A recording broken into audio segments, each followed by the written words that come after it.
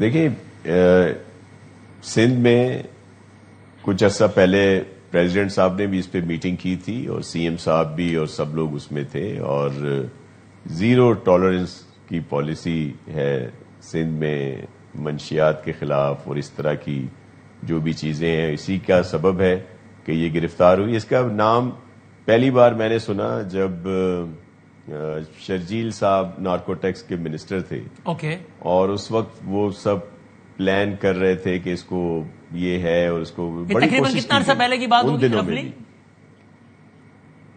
یہ جب ایک سوا سال پہلے جب تھے نا، جیسے گورنمنٹ بنی تو یہ محکمہ ٹرانسپورٹ اور انفارمیشن کے ساتھ ایکسائز اینڈ نارکوٹیکس شرجیل صاحب کو بھی ملا تھا. صحیح. تو اس وقت انہوں نے کام شروع کیا جو ابھی تک جاری ہے. اب مکیش صاحب کے پاس ہے اور وہ بھی کام کر رہے ہیں، بڑا افیکٹو کام چل رہا ہے ان کے خلاف.